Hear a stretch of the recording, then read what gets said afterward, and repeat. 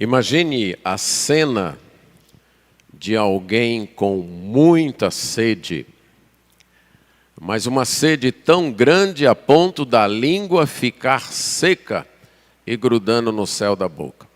Eu sei que para vocês isso é difícil aqui na nossa região, nesse clima frio que nós temos tido nesses últimos dias, vocês experimentarem, vocês imaginarem algo assim. Mas imagine alguém com uma sede tão grande, não sede de algumas horas, sede de dias, de procurar saliva e não encontrar. Que se acaso movimentar a língua vai grudar no céu da boca. Que os lábios de tão ressequidos ficam rachados. E a pessoa começa a procurar água, ela está buscando água, mas não encontra. Normalmente, numa situação destas, a pessoa ou entra em desespero ou em desânimo. Ou ela fica desesperada, sujeita até a beber qualquer coisa, como tenho lido a respeito de pessoas que ficam perdidas no mar, por exemplo, num naufrágio. E alguns têm dito que o que causa a morte de algumas destas pessoas é o fato delas não aguentarem a sede e acabarem bebendo água salgada, porque está ali, só que essa água salgada piora ainda mais a situação. Há alguns anos, no litoral do Ceará, uma embarcação da África naufragou e todos os tripulantes conseguiram, nos botes salva-vidas, sair. Mas só um foi encontrado vivo. E ele disse que os colegas dele morreram porque não resistiram à tentação de beber a água salgada. Ele foi o único que segurou a sede ali, porque sabia que se ele bebesse, a morte viria mais rápido. Mas esta é a situação que ilustra o povo de Judá no exílio. Deus mesmo usou esta ilustração para falar da situação daquele povo. E esta imagem foi usada para trazer mais uma mensagem de conforto e esperança para aquele povo. A imagem está descrita no livro de Isaías, capítulo 41, versos 17 a 10, como parte de uma seção do livro que é de 8 a 20, 17 a 20, desculpe. Como parte de uma seção do livro que é de 8 a 20 e que traz mensagens de consolo, mensagens de conforto através de um poema. Nós já abordamos duas partes deste poema, versos 8 a 13, quando Deus disse para aquele povo: não tenham medo. Não tenham medo porque vocês são meus servos, porque eu escolhi vocês, porque eu amo vocês, porque eu vou ajudar vocês, eu vou dar força a vocês. Então não tenham medo. Na segunda parte, de 14 a 16, que nós tratamos hoje pela manhã, ele diz: não tenham medo, porque apesar de vocês serem fracos, apesar de vocês serem desprezados, o Redentor de vocês, que sou eu, é especialista em transformar fraqueza em força. E agora, ele vai nessa última parte, de 17 a 20, dizer: não tenham medo. Não tenham medo, porque o Deus de vocês supre as necessidades de vocês. Vamos ler a partir de 8 até o 20, mas vamos nos concentrar nos versos 17 a 20. Lemos assim: mas tu, ó Israel, servo meu, tu, Jacó, a quem elegi, descendente de Abraão, meu amigo, tu, a quem tomei das extremidades da terra, e chamei dos seus cantos mais remotos, e a quem disse: tu és o meu servo, eu te escolhi e não te rejeitei. Não temas, porque eu sou contigo. Não te assombres, porque eu sou o teu Deus. Eu te fortaleço, eu te ajudo e te sustento com a minha destra fiel. Eis que envergonhados e confundidos serão todos os que estão indignados contra ti. Serão reduzidos a nada, e os que contendem contigo perecerão. Aos que pelejam contra ti, buscá-los-ás, porém não os acharás. Serão reduzidos a nada, e a coisa de nenhum valor os que fazem guerra contra ti. Porque eu, o Senhor, teu Deus, te tomo pela tua mão direita e te digo: não temas, que eu te ajudo. Não temas, ó vermezinho de Jacó, povozinho de Israel, eu te ajudo, diz o Senhor. E o teu Redentor é o Santo de Israel.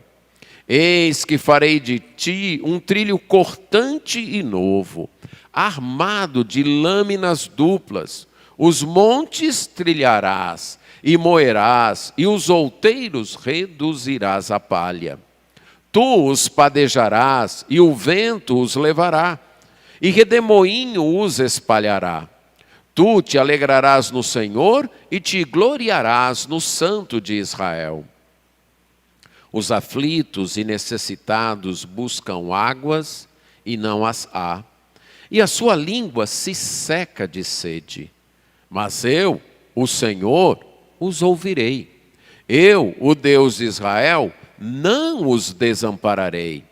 Abrirei rios nos altos desnudos e fontes no meio dos vales. Tornarei o deserto em açudes de águas e a terra seca em mananciais. Plantarei no deserto o cedro, a acácia, a murta e a oliveira.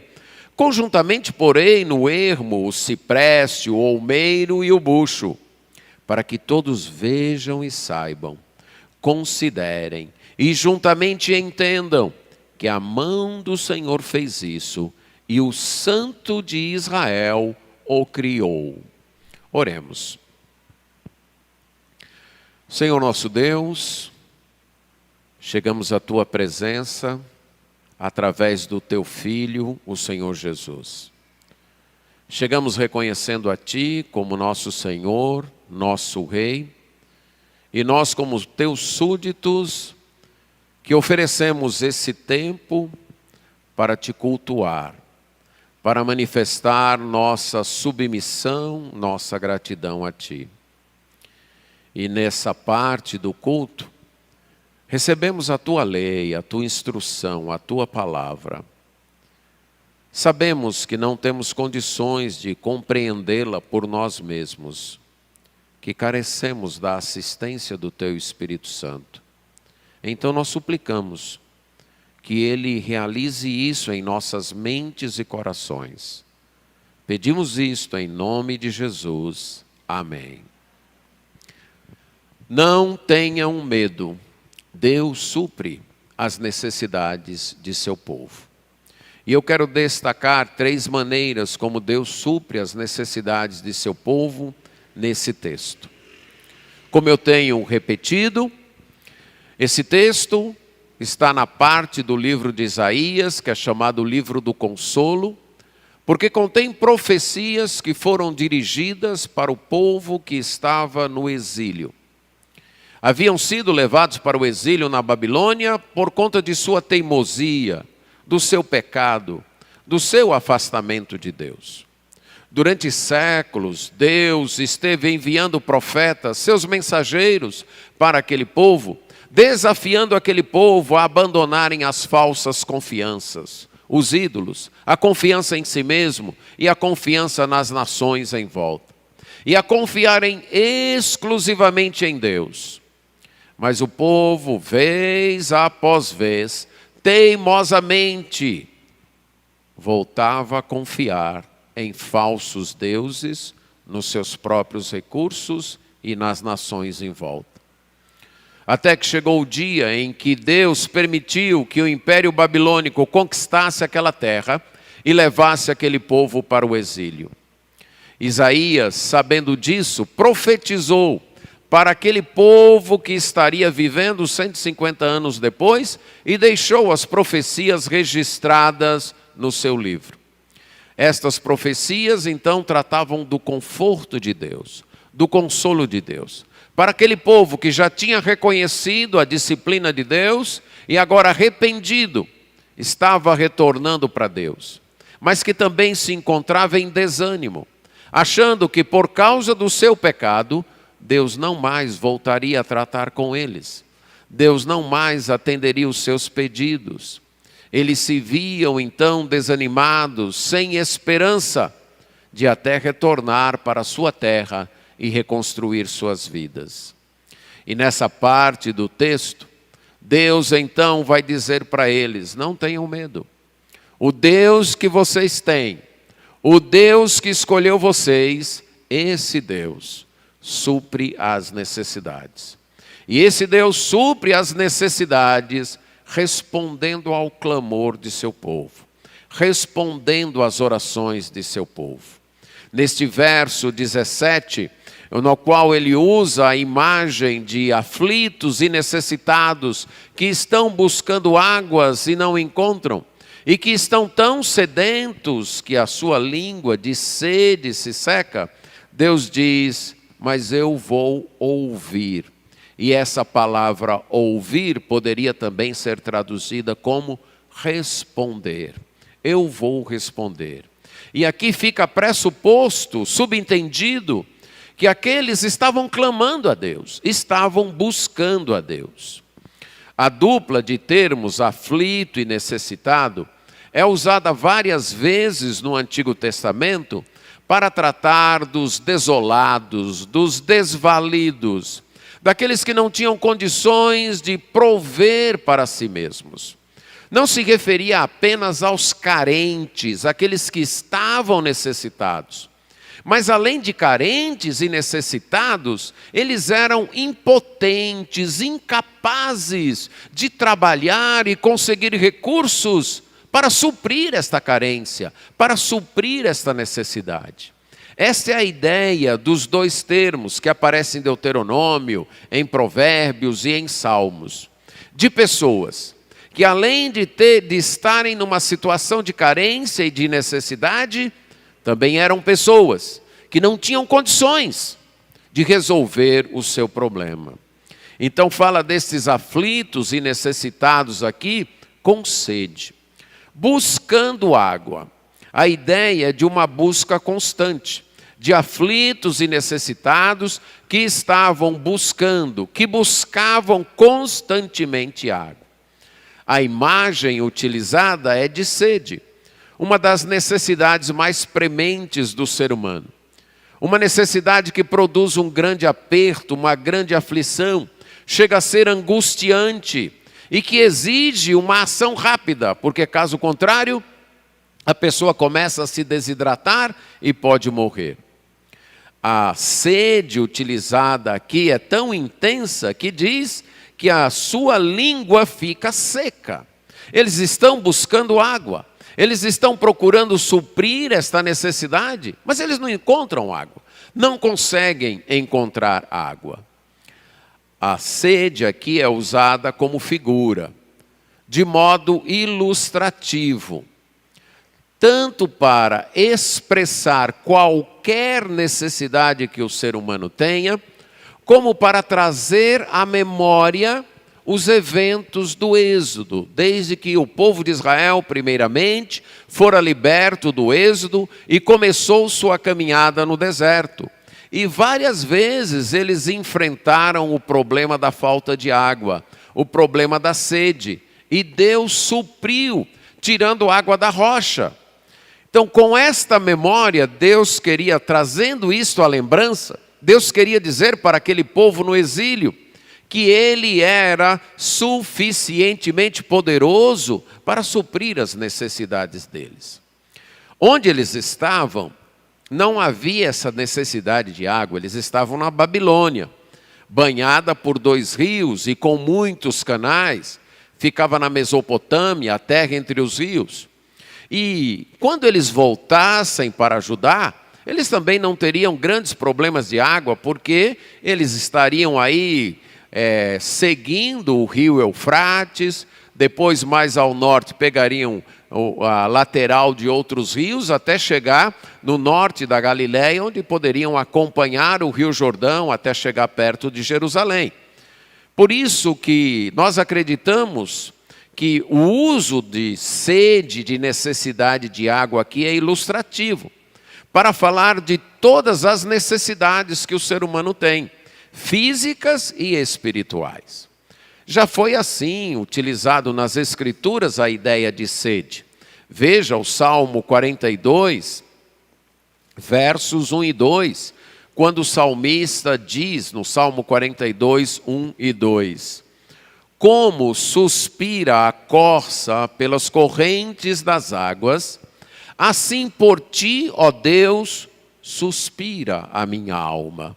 A minha alma tem sede de Deus, do Deus vivo. Quando irei e me verei perante a face de Deus? Aqui o salmista usa a ideia da sede, a imagem da sede, como uma figura para falar de sua carência de estar na presença de Deus. E aqui em Isaías, eu creio que ele está usando essa figura de uma sede intensa, que a língua fica seca, para expressar todas as necessidades que o ser humano tem. E aí, diante dessa necessidade intensa, Deus faz uma garantia, ou Deus dá uma garantia de resposta. Mas eu, o Senhor, os ouvirei. Eu vou responder. Eu vou atender. Eu não vou desampará-los. Eu não vou deixá-los para trás. O meu povo está sedento, tão sedento que a língua fica seca. E eles estão pedindo, eles estão clamando, e eu vou responder. Eu vou atender. As necessidades e carências da vida são instrumentos pedagógicos de Deus. São professores e professoras que Deus utiliza para que pelo menos nós aprendamos duas lições extremamente importantes. A primeira, nós não somos autossuficientes. Nós não somos capazes de prover para nós mesmos nem as necessidades básicas. Nós não temos esse poder. Nós somos dependentes. Nós dependemos de Deus. E os momentos de necessidade, os momentos de carência, são Deus nos alertando, Deus nos mostrando, Deus nos ensinando esta verdade, que nós queremos fugir dela, que nós nos sentimos inseguros diante dela. E desde a mais tenra idade, quando nós vamos adquirindo certos entendimentos da vida, quando nós vamos sofrendo certas decepções, enfrentando certas adversidades, que nós sonhamos e lutamos pelo dia no qual nós teremos autonomia, pelo dia no qual nós teremos autossuficiência, pelo dia no qual nós não precisaremos mais depender de nada nem de ninguém, o dia no qual nós teremos o suficiente para seguir o que nós mesmos quisermos do nosso jeito, achando que a vida está em nossas mãos.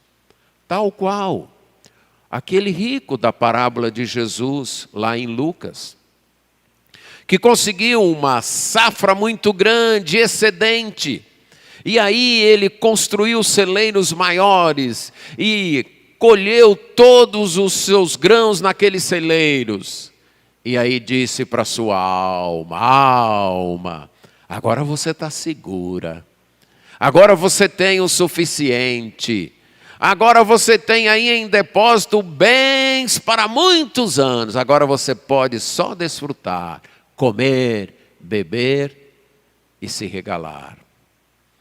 Aí foi dito para ele: você é louco, isso é loucura, porque hoje mesmo vão te pedir a tua alma.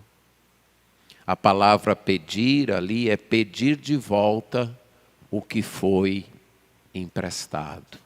Em outras palavras, nem a alma era dele, era apenas emprestada. Nós não somos autossuficientes. Por mais que você trabalhe, por mais que você ajunte dinheiro, por mais que você faça planos previdenciários, você nunca será autossuficiente. Sua vida sempre dependerá de Deus. Mas nós teimamos em não reconhecer isso. Nós nos recusamos a admitir isso. É uma questão de orgulho, de segurança própria.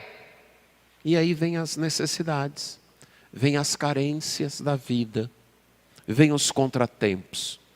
Deus nos dizendo, você precisa de mim, você depende de mim. Mas há uma segunda lição que Deus quer nos ensinar nos momentos de necessidade. Uma das mais preciosas e belas lições da vida. Uma lição simples, mas extremamente difícil de ser aprendida. É a lição de que o povo de Deus tem quem cuide deles. O povo de Deus tem um Deus que cuida. O povo de Deus tem um Deus que tem prazer em suprir as necessidades desse povo. O povo de Deus tem um Deus que tem prazer em cuidar deles. Lição preciosa, mas muito difícil de ser aprendida. Eu vou ser bem franco.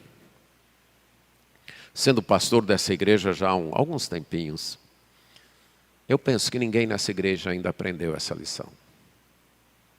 Nem o pastor. E eu posso provar.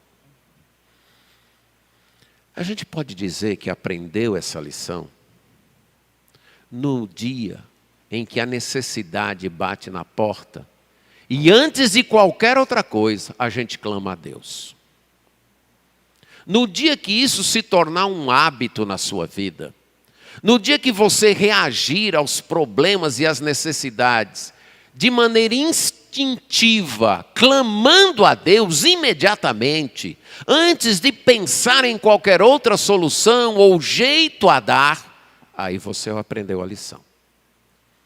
Mas enquanto você lembra que tem a conta de luz para pagar e você não tem um dinheiro, e você perde o sono, e você briga com a mulher porque a conta de luz esse mês veio mais do que o mês passado. Ou briga com o marido porque ele não está economizando. Ou faz isso, ou faz aquilo, ou tenta dar um jeito, ou tenta dar outro. Você não aprendeu a lição que você, se é povo de Deus, tem um Deus que cuida de você. Você não aprendeu. Enquanto surge um problema no casamento e você já tenta dar o seu jeitinho, puxa daqui, espicha de lá, tenta uma saída daqui, tenta outra de lá, tenta isso e tenta aquilo, e não bota o joelho no chão para entregar a Deus, você não aprendeu a lição de que tem um Deus que cuida de você e que tem prazer em resolver os teus problemas, em cuidar das tuas necessidades. Normalmente, quando a necessidade bate à nossa porta, quando os problemas surgem, a gente reclama, a gente murmura, a gente briga, a gente ofende, a gente pressiona, a gente tenta dar os nossos jeitos, perde o sono, fica de mau humor. E só quando alguém chega e diz, ei, rapaz, já orou? Eu nem sabia que eu podia orar por isso. Olha, eu nem tinha lembrado, rapaz, que isso é motivo de oração. Ou então, quando o desespero já dá no pescoço, aí você lembra que tem que orar.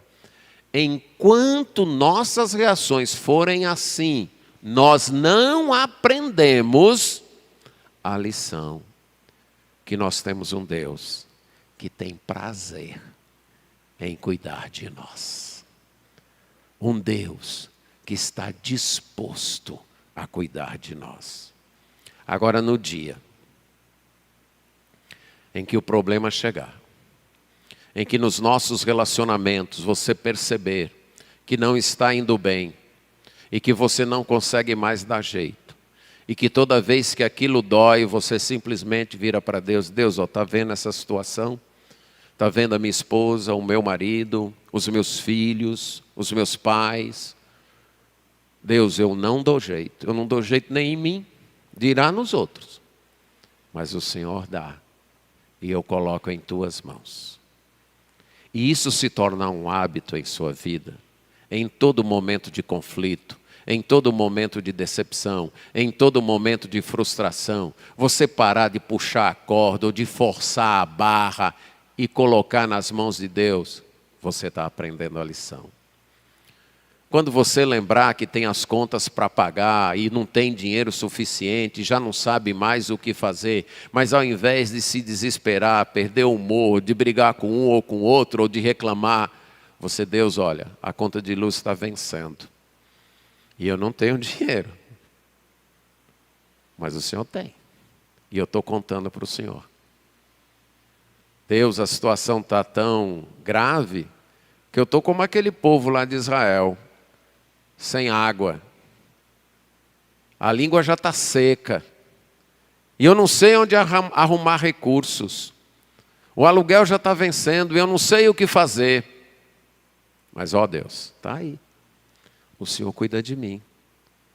No dia que isso se tornar um hábito na minha vida e na sua vida, aí nós poderemos dizer, nós aprendemos essa tão preciosa lição de que temos um Deus que cuida de nós. Temos um Deus que cuida do seu povo. Esse texto foi dito para o povo de Israel no exílio. Mas ele pode claramente ser aplicado ao povo de Deus de qualquer época, tanto pela linguagem da primeira frase, aí os aflitos e necessitados, se fosse literalmente, traduzido literalmente, seriam estão buscando.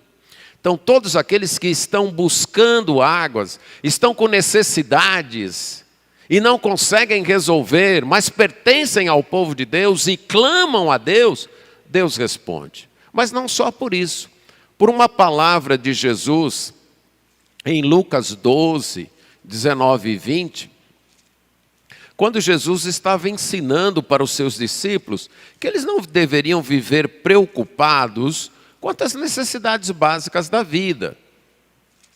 E aí no capítulo 12, versos 29 e 30, Jesus diz assim: não andeis, pois, a indagar o que haveis de comer ou beber, e não vos entregueis a inquietações, porque os gentios e todo o mundo é que procuram estas coisas, mas vosso Pai sabe que necessitais delas.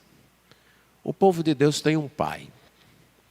Eu sei que nem todo mundo teve a experiência, a grata experiência de ter um pai que cuida. Infelizmente, alguns não tiveram essa grata experiência de ter um pai que cuida. Mas se você não teve essa experiência de ter um pai que cuida, você pode ter. É pertencendo ao povo de Deus através de Jesus Cristo. Você vai ter um pai que cuida de você. Você vai ter Deus.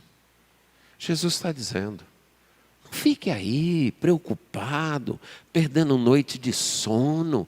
E amanhã o que eu vou comer? E a conta d'água, será que vai dar para pagar? E o aluguel? Você não precisa disso. Jesus está dizendo. Isso é para os gentios do mundo. Eles têm que ficar assim mesmo, porque eles não têm um pai que cuide deles, não. Mas você tem. Você tem um pai que cuida de você.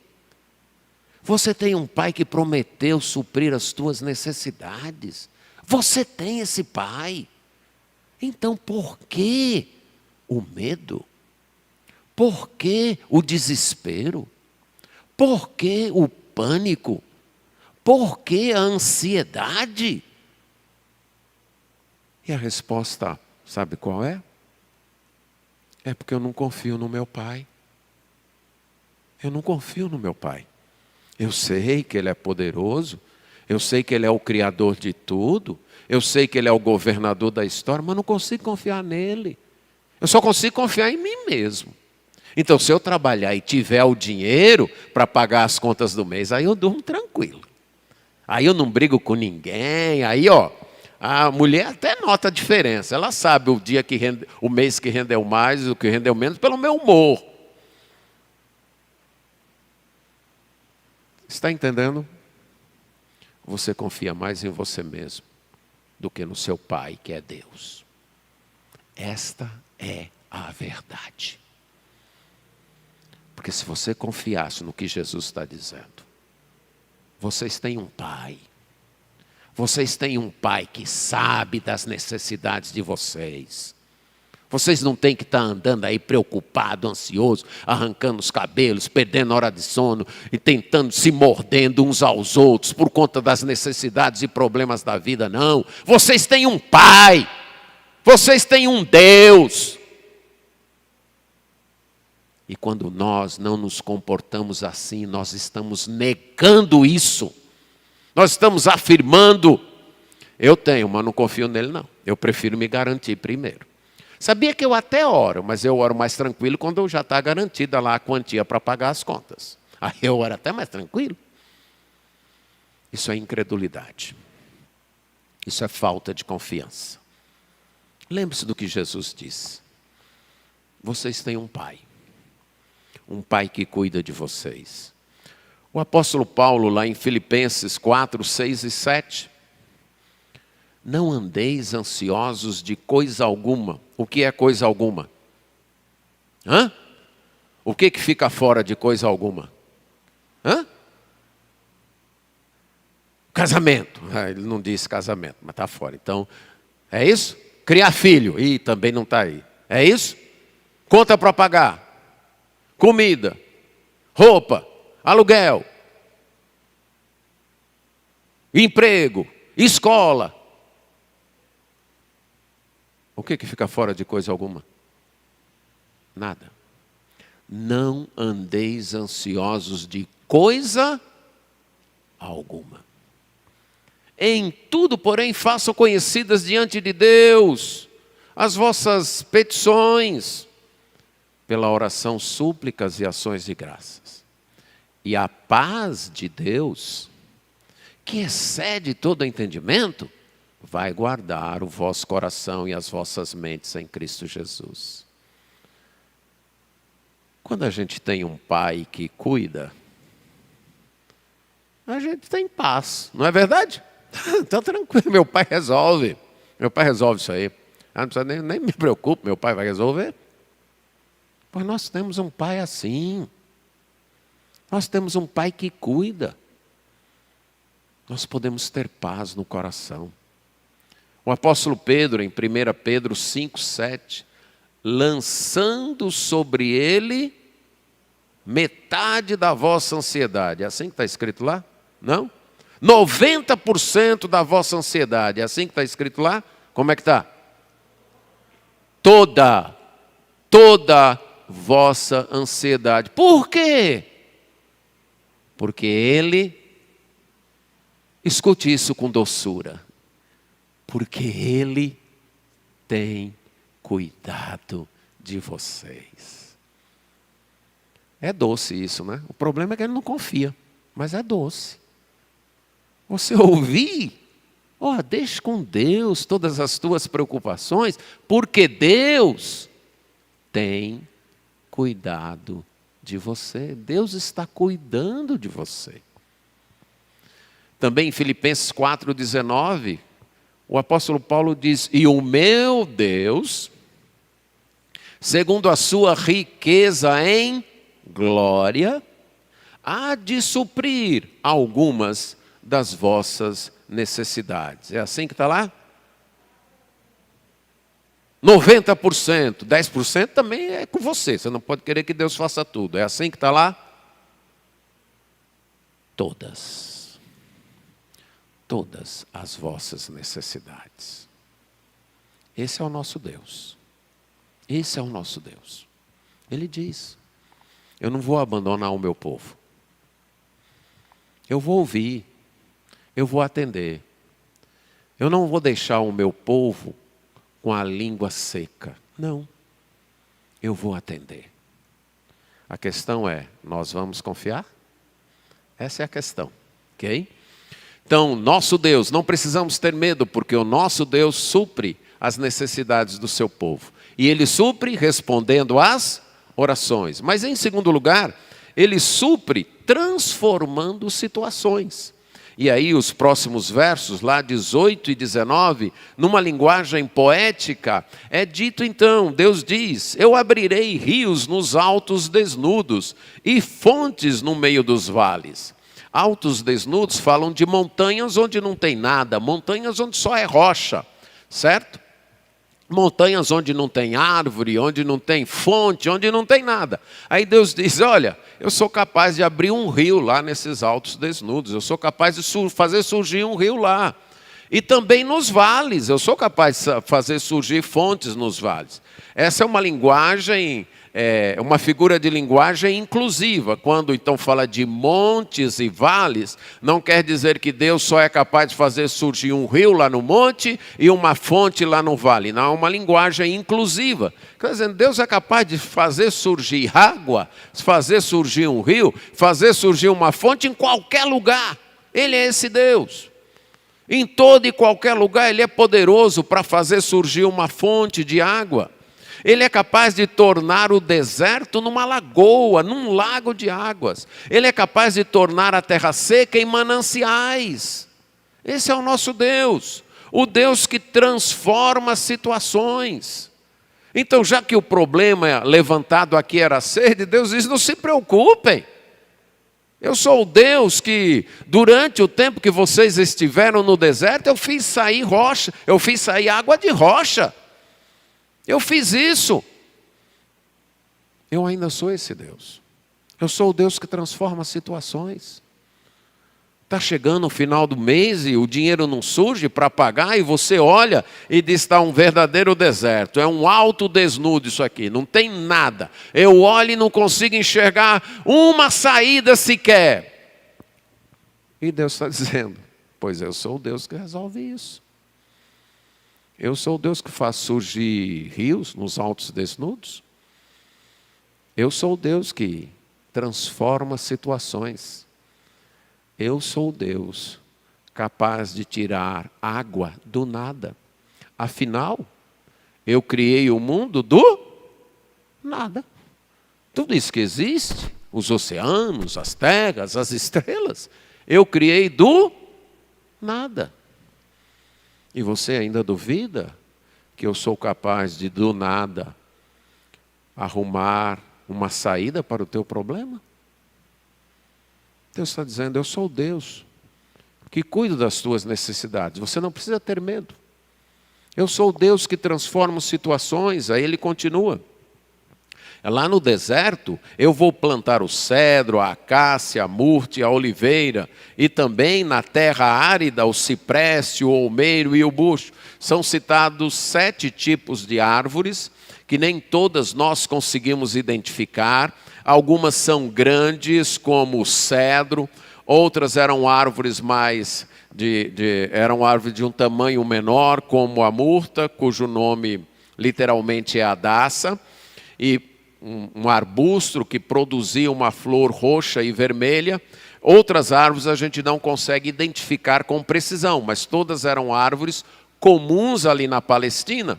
E o que Deus está dizendo é o seguinte: eu sou capaz de fazer do deserto uma floresta. Eu sou capaz de arrumar sombra no deserto. Está com medo de atravessar o deserto?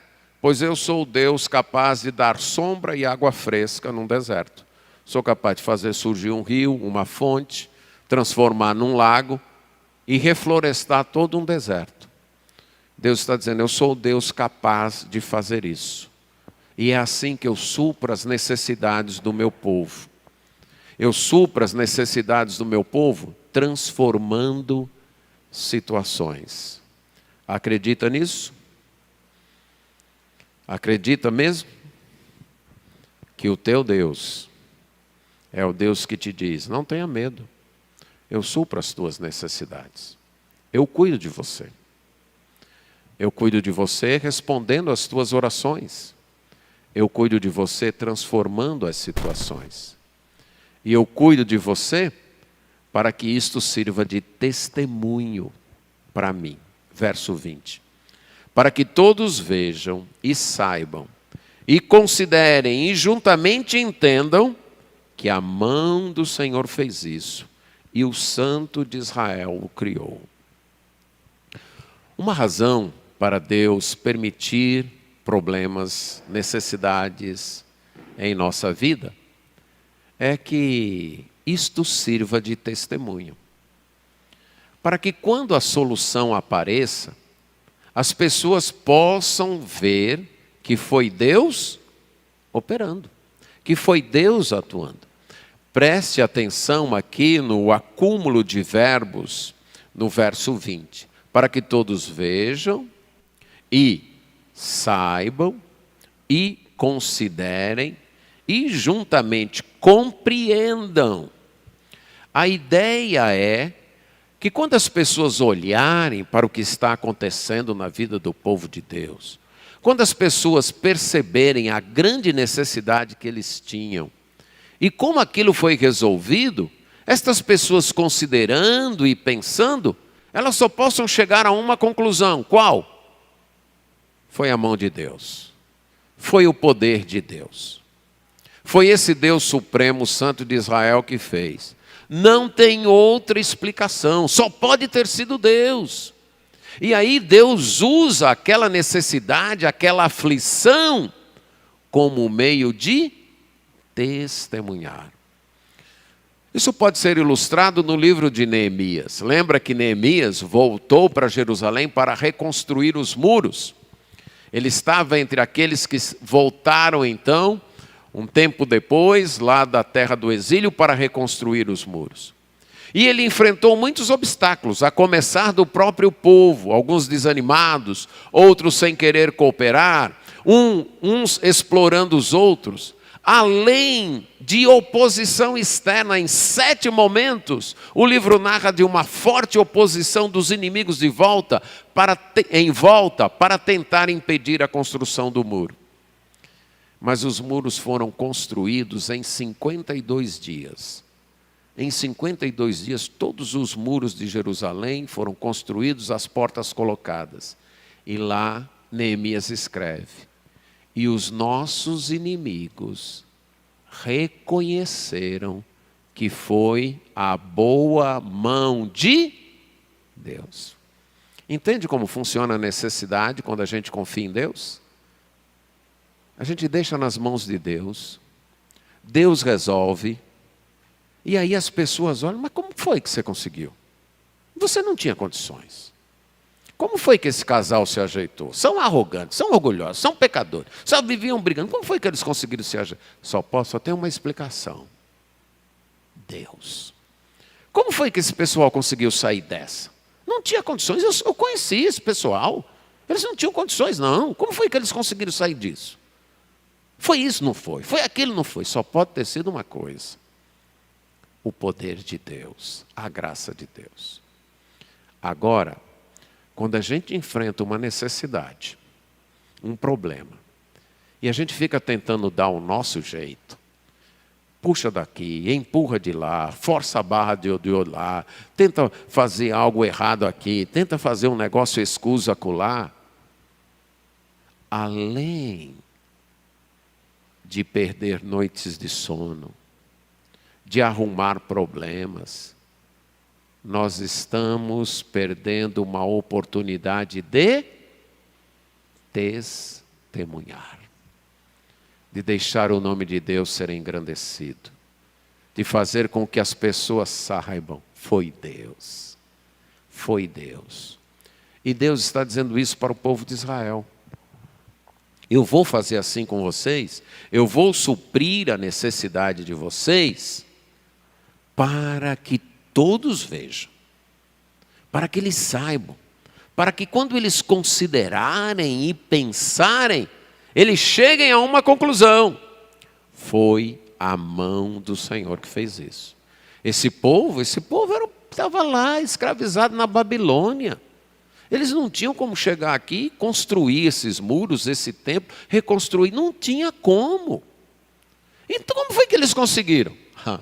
o Deus deles. A boa mão de Deus fez isso com eles. O Santo de Israel, o Deus Supremo, fez isso com eles. E aí? Acredita mesmo que Deus supre as tuas necessidades? Ou isso é só um chavão? Acredita mesmo que o nosso Deus supre as nossas necessidades? Se acredita, não tenha medo, porque Deus supre as nossas necessidades. Na hora do problema, clame.